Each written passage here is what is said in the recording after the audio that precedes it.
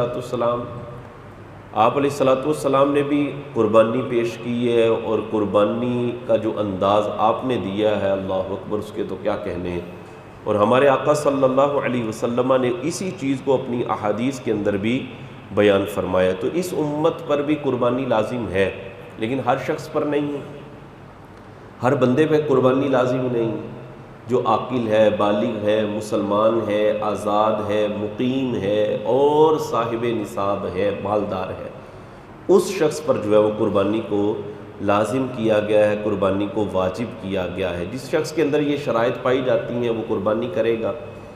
اگر قربانی نہیں کرے گا تو ظاہر ہے اللہ تبارک و تعالیٰ اور اس کے پیارے حبیب علیہ السلام کا نافرمان بن جائے گا۔ تو قربانی کرنا ہر مسلمان عاقل، بالغ، صاحب نصاب جو مقیم ہو، اس پر جو ہے قربانی کرنا لازم ہے۔ اور قربانی کا حکم اللہ تبارک و تعالیٰ نے اپنے پیارے حبیب علیہ السلام کو دیا ہے۔ رب تعالیٰ نے ارشاد فرمایا فَصَلِّ لِرَبِّكَ وَانْحَرْ، اے محبوب علیہ السلام اپنے رب کے لیے نماز پڑھیے اور قربانی کیجئے، نماز پڑھیے اور قربانی کیجئے۔ تو قربانی کا حکم اللہ تبارک و تعالیٰ نے اپنے محبوب علیہ السلام کو بھی عطا فرمایا ہے۔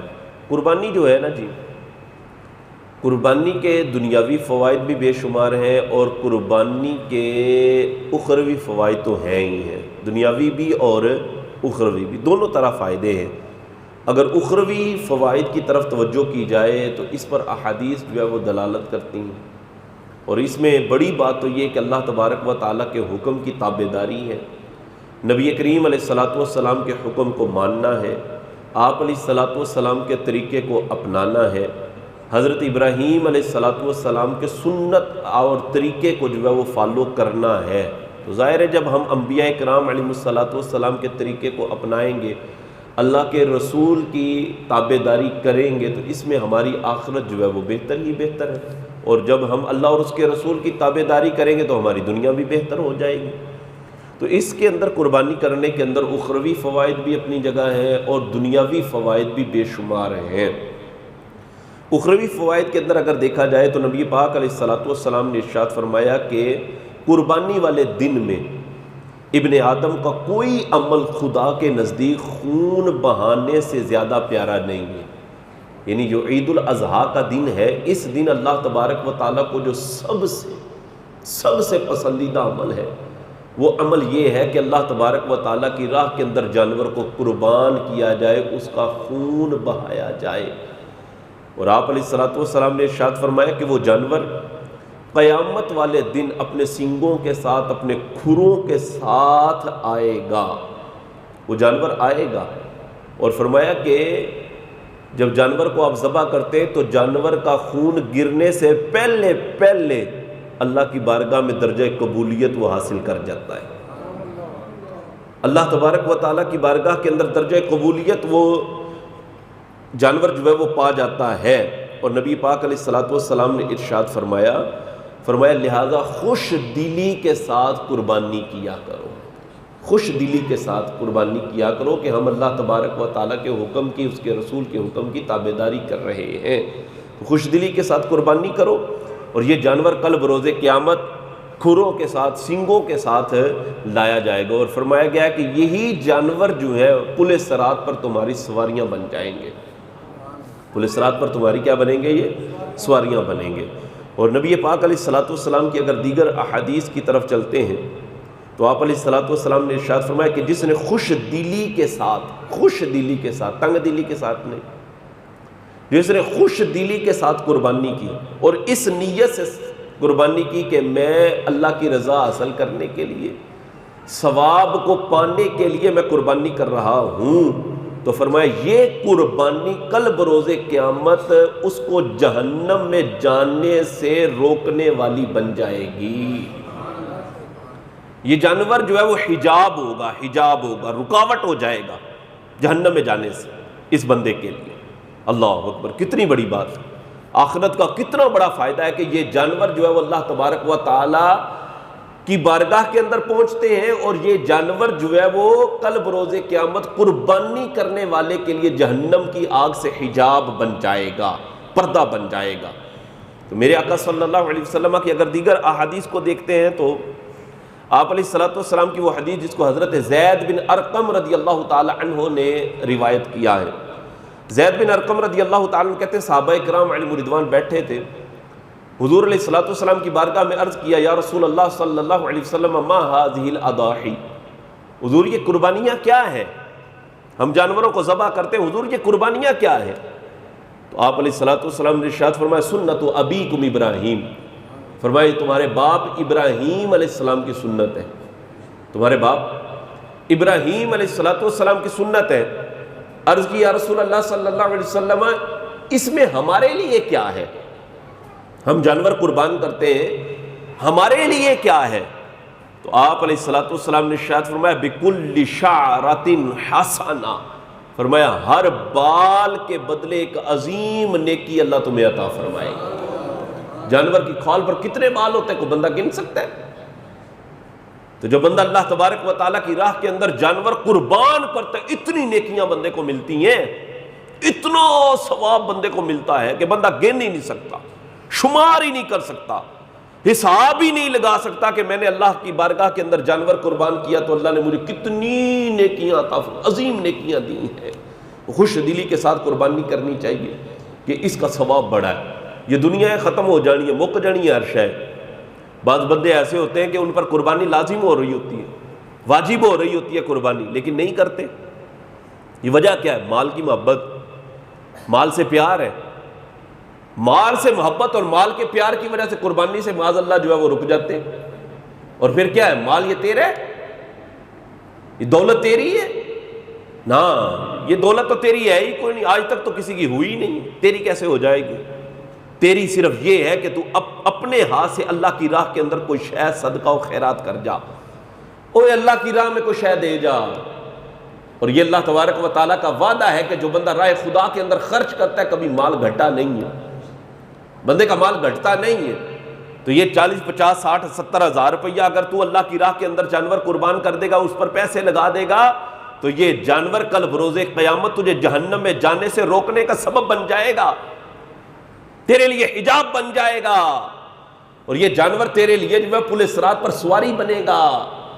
اور حضور علیہ الصلوۃ والسلام نے فرمایا کہ اس کے ہر بال کے بدلے تجھے عظیم نیکیاں ملیں گی، عظیم ثواب تجھے ملے گا۔ تو ثواب کما، یہ ہے اصل کمائی، یہ ہے اصل کمائی بندے کی کہ بندہ نیکیاں کمائے، بندہ ثواب اکٹھا کرے اپنے لیے، تاکہ کل بروز قیامت بندے کے لیے آسانی ہو، اخروی معاملات اس کے آسان ہو جائے۔ اور قربانی کے اگر دنیاوی فوائد کو دیکھا جائے، دنیاوی فوائد لا تعداد بے شمار ہے۔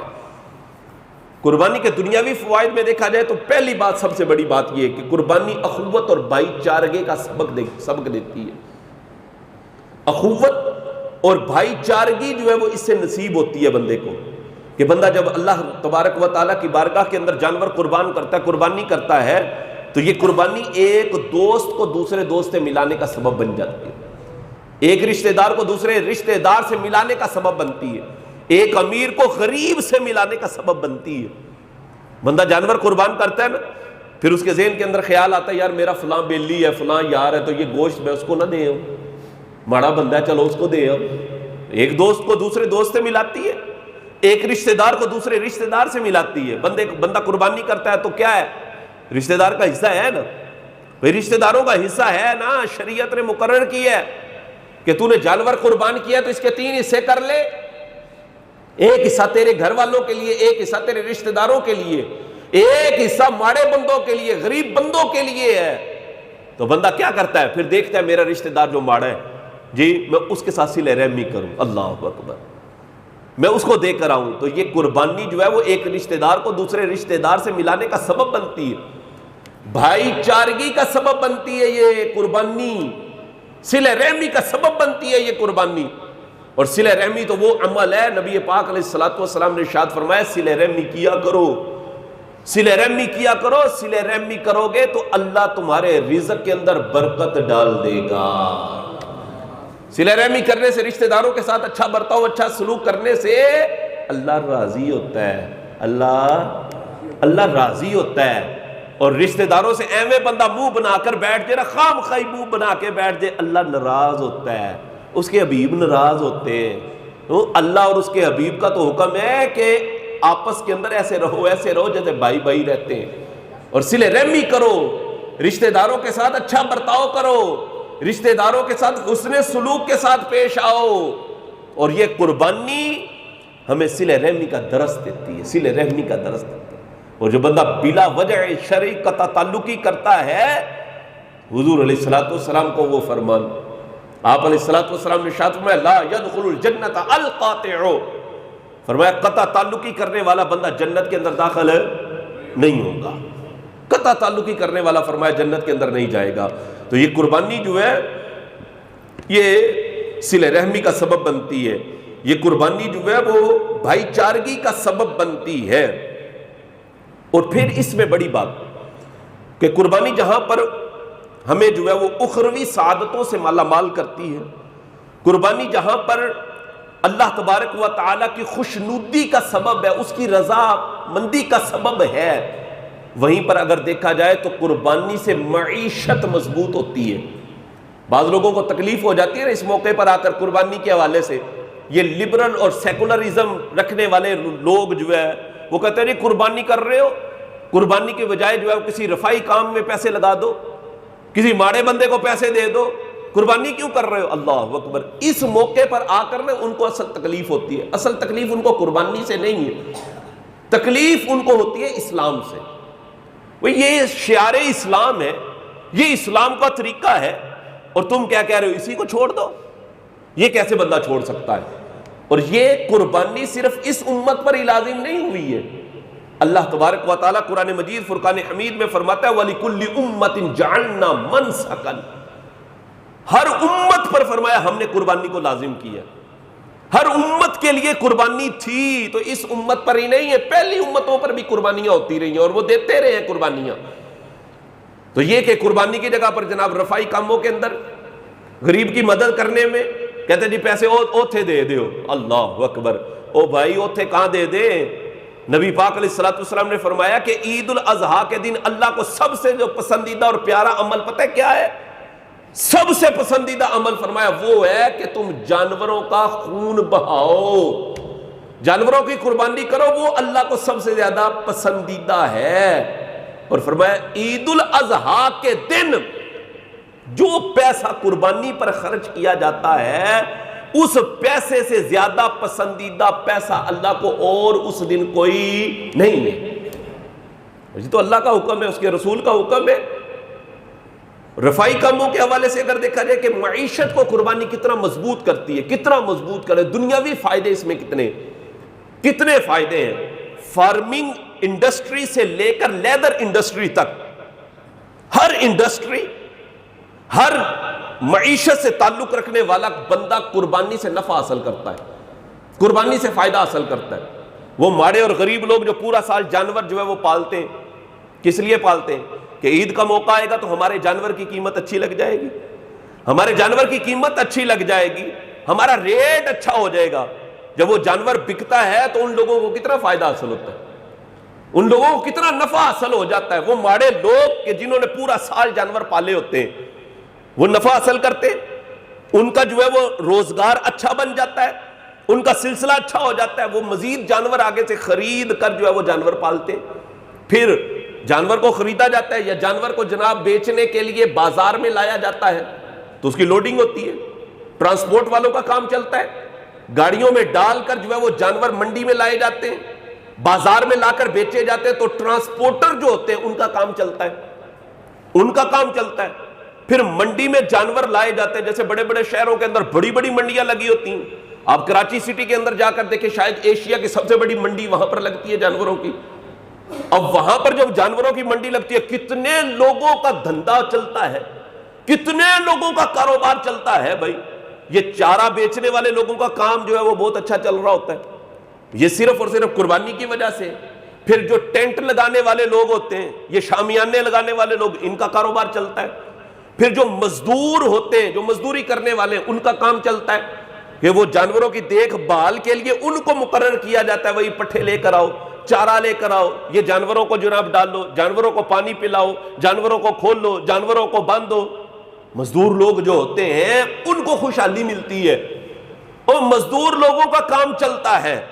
پھر جناب اگر جانوروں کے آگے چلے جناب، تو پھر عید والے دن جو قصاب لوگ ہوتے ہیں ان کا کام چلتا ہے، یہ اپنا کاروبار کر رہے ہوتے ہیں۔ پھر اس کے ساتھ ساتھ وہ لوگ جو بیچارے پورا سال جو جانوروں کی سجاوٹ اور خوبصورتی کے لیے چیزیں بناتے ہیں، پورا سال وہ ویٹ کر رہے ہوتے ہیں کہ عید کا موقع آئے گا تو ہماری چیزیں بکیں گی۔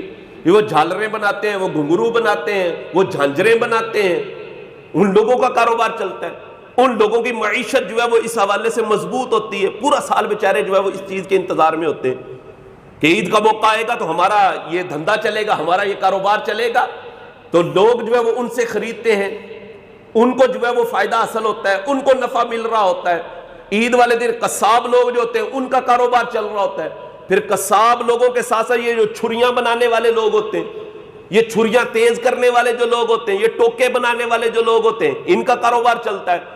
یہ جو لکڑی کی مڈیاں بناتے ہیں ان کا کاروبار چلتا ہے۔ یعنی ایک قربانی سے اللہ اکبر پورے ملک کی معیشت کتنی طاقت میں آ جاتی ہے، کتنی مضبوط ہوتی ہے۔ پھر اس کے ساتھ ساتھ کھالیں اترتی ہیں جناب، کھالیں اترنے کے ساتھ جناب جو ہمارے تعلیمی ادارے ہوتے ہیں، رفائی ادارے ہوتے ہیں، ان کو لوگ کھالیں دیتے ہیں، ان کو ڈونیٹ کرتے ہیں کھالیں، ان کا کام اچھا ہو جاتا ہے، وہ بیچ کر اپنا نظام چلا رہے ہوتے ہیں۔ پھر کھالیں جناب یہاں سے بکتی ہیں، دوسرے ممالک کے اندر بھی جاتی ہیں۔ لیدر کا کام، لیدر انڈسٹری جو ہے وہ اس سے مضبوط ہوتی ہے۔ اتنی کھالیں پورے سال کے اندر انڈسٹریوں کے اندر نہیں آتی جتنی جو ہے وہ یہ عید الاضحیٰ کے موقع پر لیدر انڈسٹریوں والے جو ہے وہ کھالیں خریدتے ہیں اور ان کا کاروبار چلتا ہے۔ وہاں پر کام کرنے والے جو لوگ ہیں ان کو جو ہے وہ روزگار ملتے ہیں، ان کو جو ہے وہ کام کرنے کا موقع ملتا ہے۔ پھر اس میں نمک لگانے والے جو لوگ ہوتے ہیں ان کا کام چل رہا ہوتا ہے، نمک بک رہا ہوتا ہے۔ یعنی ایک قربانی سے کتنے لوگ نفع حاصل کرتے ہیں، اور معیشت جو ہے وہ اس سے ملک کی مضبوط سے مضبوط ہوتی ہے، مضبوط سے مضبوط ہوتی چلی جاتی ہے۔ تو قربانی کے اخروی فوائد تو ہیں ہی ہیں نا، اس کے دنیاوی فوائد بھی بے شمار ہیں، لا تعداد ہیں۔ پھر اس کے ساتھ ساتھ آپ نے جناب گوشت کر لیا، جانور کو ذبح کر لیا، جانور کا بنا لیا گوشت، شریعت کہتی ہے ٹھہر جاؤ جی 3 حصے کر لو، 3 حصے کر لو۔ ان کو بھی دینا ہے جنہوں نے پورے سال ہو سکتا ہے کھایا ہی نہ ہو بکرے کا گوشت۔ بڑا گوشت تو ہمارے لوگ چلو کھا ہی لیتے ہیں، یا بریلر تو کھا ہی لیتے ہیں، لیکن بکرے کا گوشت شریعت کہتی ہے ٹھہر جا، رفائی کام کر، غریب کا خیال کر، یہ گوشت جو ہے ماڑے بندے کو بھی دے کے آ، ان کا بھی حصہ نکال، پھر پتا چلے گا واقعی تو نے ثواب کی نیت سے یہ جانور قربان کیا۔ پھر تیرا پتا چلے گا، یہ نہیں ہے کہ تیری صرف یہ نیت تھی کہ میں اپنا فریج بھر لوں گا، شریعت تو اس کی اجازت ہی نہیں دیتی۔ شریعت کہتی ہے یہ تو نے کیا کیا؟ اگر تیری نیت تھی اللہ کی رضا حاصل کرنا، اگر تیری نیت تھی ثواب کو پانا، تو فرمایا 3 حصے کر لے، ماڑے بندوں کا حصہ نکال لے، اپنے رشتہ داروں کا بھی حصہ نکال لے، اور اپنے گھر والوں کا بھی حصہ نکال لے، 3 حصے کر لے۔ یعنی قربانی ہمیں بھائی چارگی، اخوت، صلہ رحمی اور معیشت کو مضبوط کرنے کا قربانی ہمیں درس دیتی ہے، اور قربانی سے معیشت ملک کی قوت میں آ جاتی ہے، مضبوط سے مضبوط ہو جاتی ہے۔ اور وہ لوگ جو سیکولرزم ہوتے ہیں، لبرلزم لوگ جو ہوتے ہیں نا جناب، جو کہتے ہیں قربانی دی جگہ تے جناب پیسے دے چھڑو، رفائی کاموں میں پیسے دے دو، ان کو صرف یہاں پر آ کر یاد آتا ہے قربانی پر، ان کو قربانی سے کوئی اعتراض نہیں۔ اصل میں وہ اسلام کے اینٹی ہیں، اسلام پر معاذ اللہ ان کو اعتراض ہوتا ہے۔ اچھا تمہیں صرف قربانی کے موقع پر ہی یاد آیا کہ جناب ماڑے کی مدد کر دو، حالانکہ قربانی تو ویسے بھی ماڑے کی مدد ہی کر رہی ہے، ماڑے بندے کی مدد ہی ہو رہی ہے قربانی کی صورت میں۔ تمہیں یہاں پر ہی آتا ہے قربانی کی جگہ رفائی کاموں میں پیسے لگا دو، دیگر موقع پر تمہیں یاد نہیں آتا؟ نیو ایئر نائٹ کے جو پروگرام ہوتے ہیں، جب سال چینج ہو رہا ہوتا ہے، پچھلا سال گزر رہا ہوتا ہے اور اگلا سال آ رہا ہوتا ہے، پوری دنیا کے اندر کروڑوں روپیہ خرچ ہو جاتا ہے اس پر، عیاشی پر لوگ خرچ کر جاتے ہیں۔ وہاں پر یہ سیکولرزم لوگ نہیں بولتے، یہ لبرلزم نہیں بولتے کہ یہ کیا تم کر رہے ہو، یہ تو پیسے اڑا رہے ہو، وہاں پر نہیں ان کو یاد آتا۔ اور خود جناب بڑی بڑی گاڑیوں کے اندر کروڑوں روپے کی گاڑیوں میں گھوم رہے ہوتے ہیں. بھائی گاڑی کے اندر ہی سفر کرنا ہے تو آلٹو پہ کر لو, مہران پر کر لو, اس پر نہیں ہوتا. یہ جناب 10-10 کروڑ کی گاڑی رکھی ہوئی ہے تم نے, یہ اتنے پیسے کسی رفائی کام میں لگا دو نا, کسی ماڑے بندے کی مدد کو, وہاں نہیں یاد آئیں گے. 5.5 لاکھ کا جو ہے وہ آئی فون جو ہے وہ ان کے ہاتھوں میں ہوتا ہے. بھئی فون ہے, کام ہی چلانا ہے تو 30,000 والے موبائل سے بھی کام چل جائے گا. یہ جو 5.5 لاکھ کا آئی فون رکھا ہوا ہے, یہ اتنے پیسے کسی رفائی کام میں لگا دے نا, وہاں نہیں بولیں گے, وہاں نہیں بول. اصل بات ہوتی ہے اسلام پر اعتراض کرنا معاذ اللہ, اور اسلام کے جو شعار ہیں ان پر اعتراض کرنا ان کا جو ہے وہ مقصد ہوتا ہے. تو قربانی شعار اسلام ہے, شعار اسلام, اس کو ختم نہیں کیا جا سکتا.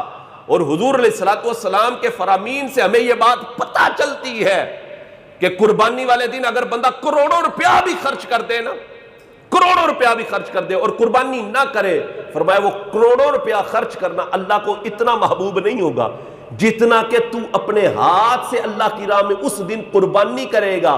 قربانی کرے گا جتنا یہ محبوب ہوگا, اتنا وہ کروڑوں روپیہ خرچ کرنا محبوب نہیں ہوگا. قربانی کر, اللہ تبارک و تعالیٰ کی رضا حاصل کرنے کے لیے کر. اور یہ مت سوچا کرو پیسے کوئی نہیں, اے جناب مہنگیاں بڑیاں ہو گئی ہیں نے, او بھائی اللہ کی راہ میں قربانی کر. اگر تو صاحب نصاب ہے نا, صاحب نصاب ہے, بکرا نہیں کر سکتا تو حصہ ڈال لے اپنا بھائی, حصہ ڈال لے. 20-25 ہزار روپیہ جو ہے وہ حصہ آ جاتا ہے, حصہ ڈال, اللہ کی راہ میں جانور قربان کر, جانور قربان کر. یہ جانور کل بروز قیامت تیرے لیے بڑا نفع مند ہو جائے گا, بڑا نفع مند ہو جائے گا. اور فرمایا کہ اس کے تو ایک ایک بال کے بدلے اللہ تعالیٰ تجھے عظیم نیکی عطا فرمائے گا. اور زندگی موت کا پتہ کو نہیں, پیسے جوڑ جوڑ کے بینکوں میں رکھنے کا کوئی فائدہ نہیں ہے. بندہ مر جاتا ہے خالی ہاتھ ہی اس نے جانا ہے, خالی ہاتھ ہی جانا ہے. خرے مگروں جناب کسی نے دعا کرنی بھی ہے کہ نہیں کرنی, پچھلیاں نے خرے کوئی صدقہ و خیرات نہ کا کرنا ہے یا نہیں کرنا, وہ اپنے ہاتھ سے دے جاؤ. بھائی اللہ کے بندے, یہی تیرے لیے جو ہے وہ بہتر ہے. اپنی قبر اچھی کر, اپنی آخرت اچھی کر, اور یہ اللہ کی راہ میں دینا ہے. اور جو بندہ اللہ کی راہ میں دیتا ہے, اللہ کا وعدہ فرمایا جو میری راہ کے اندر خرچ کرے گا میں اسے کئی گنا بڑھا کر عطا فرماؤں گا, کئی گنا بڑھا کر عطا فرماؤں گا. کوشش فرمایا کریں کہ یہ اللہ کی راہ میں دینا جو ہے وہ ضرور کیا کریں, قربانی ضرور کریں, اور قربانی ضرور کر کے جو ہے وہ اپنے لیے نیکیوں کا خزانہ اور ذخیرہ اکٹھا کر لیں. اللہ عمل کی توفیق نصیب فرمائے. آمین آمین بجاہ نبی الامین صلی اللہ علیہ وسلم. وآخر دعوانا الحمد